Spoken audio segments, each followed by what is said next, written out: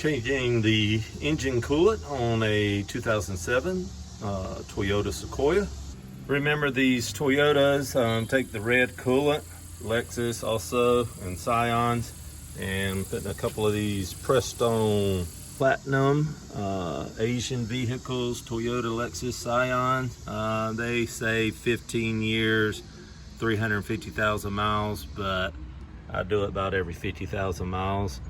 The original coolant, I think, can go about 100,000 miles, but this Sequoia has about 200,000 now.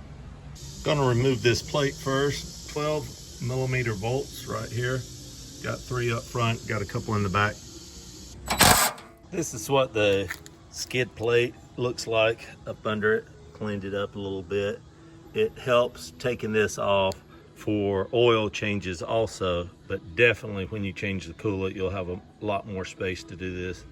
You can see where the 3 screws were, where that plate was, and it just opens this up where you can get to this plug. And this is the first plug that you're gonna need to get to drain the coolant out.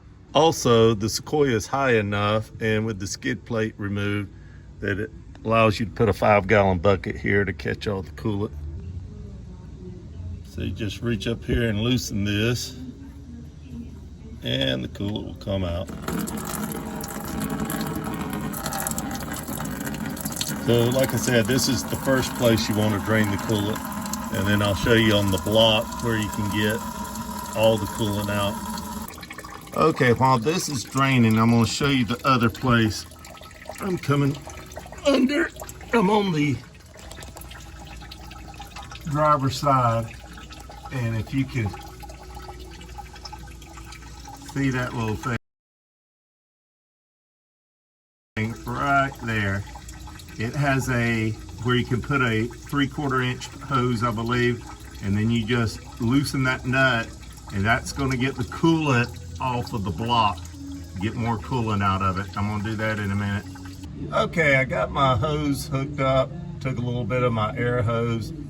It's a 10 millimeter, and I'm going to loosen the bolt and drain it into the bucket. So I'm draining down through the hose, coming to my bucket here. It will slowly come out. I will add too that I'm not sure if these quick oil change places that do coolant, I'm not sure if they get all the coolant out. So when you do it yourself, you make sure that all your coolant is out. You open up the heater hoses and make sure you get all that out if you want to also. And then I'm sure you have a rear air heater hose too if you got to get every single drop out. But I'm just doing the block and the radiator. I got both of the bolts back tightened, and got this hand tightened. I usually don't like to use the instrument on that because it's plastic. I'm going to clean up all this extra coolant and all at both places, so I'll be able to tell if I got any leaking from where I loosened the bolts at. And I'm going to go ahead and do an oil change while I got this cover off, because my oil filter is right here. I'm going to loosen this 10 millimeter bolt and drain the reservoir also, even though this coolant probably has never been used. It's just probably a few years old. It lifts out like this, and the end of the hose connects to the cap right here. So anyway, fixing to dump this out. I emptied it and cleaned it off some, and what I'm going to do is right here where the F is, which is the full line, I'm going to take a Sharpie and make it black.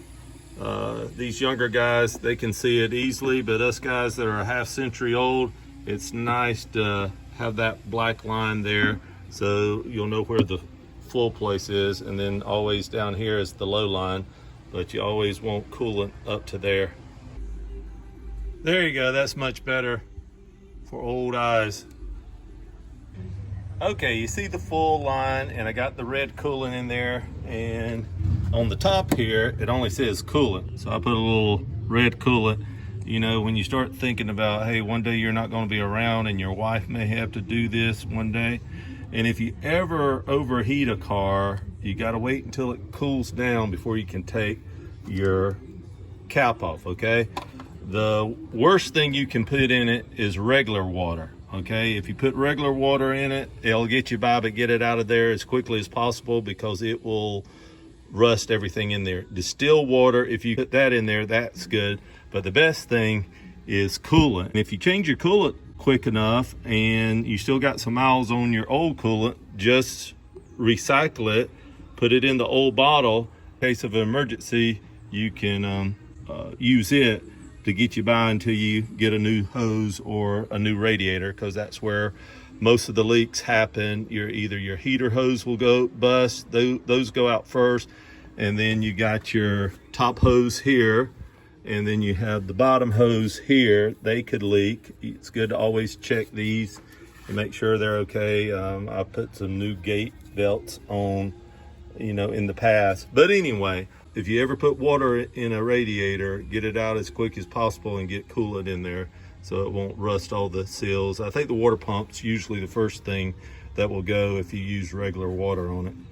Now there's contraptions you can use to get the air out, but what I usually do, all the air will come to this point right here.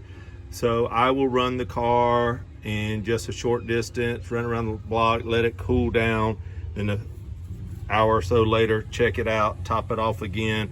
And I'll do that probably 2 or 3 times to make sure that I got all the air out of the system. Okay, since I got the skid plate off, I'm gonna go ahead and change my oil filter and change my oil.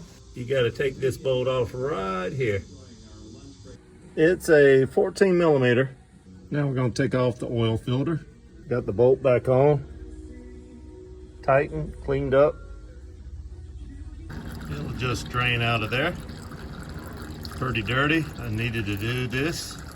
Take a clean rag and just clean the surface as best you can, and maybe take your fingernail and scrub off any residue that is kind of cooked around there. Take a little oil and go around the seal to make sure it's lubricated before you put it back on. Put the new one on. I usually just tighten it until it touches, and then I will do a 3/4 turn.